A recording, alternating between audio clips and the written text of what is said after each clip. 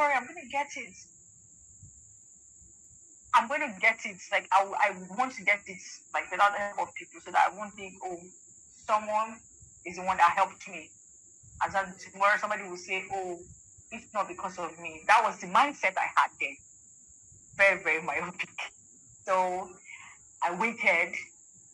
I realized after applying their direct entry, okay, I had a good 2-1 from biochemistry. At least they should consider me.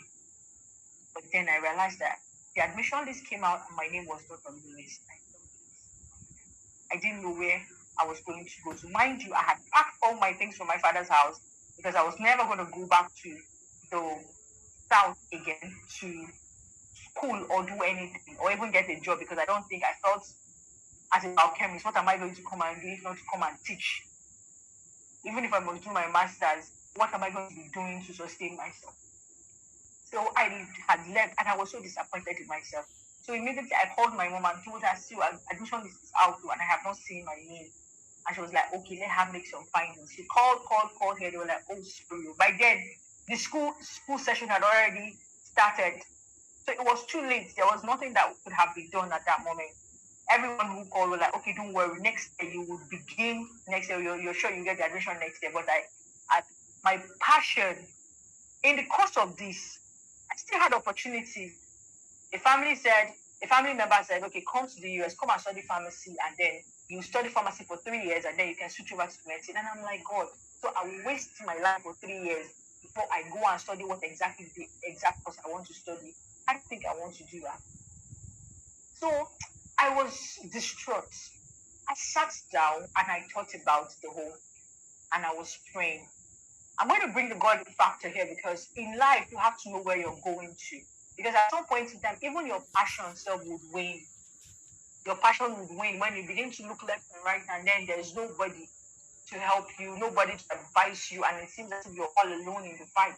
Okay? So I had to go back. I had my things, and I didn't want to go back to where I came from.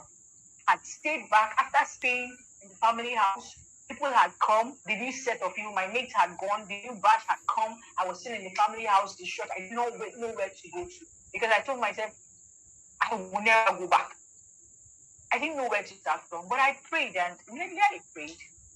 I told myself, okay, maybe God eventually, since my friend had said, maybe God didn't want me to go out, then maybe God didn't want me to study the medicine.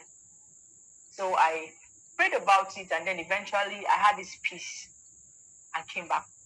I came back home 2017.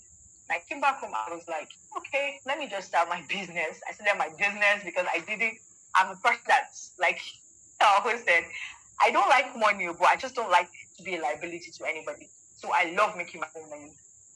So I started my business and it was going well, and I love teaching children, and I love teaching the youth.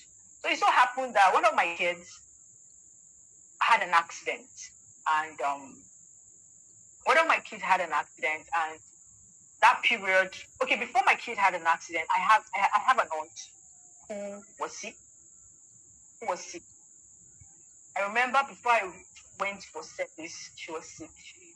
She had cancer. And whenever I go to see her in the hospital, I was so moved.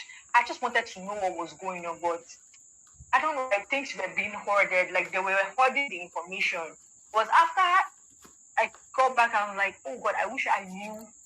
I had the knowledge. I could have done more to save her.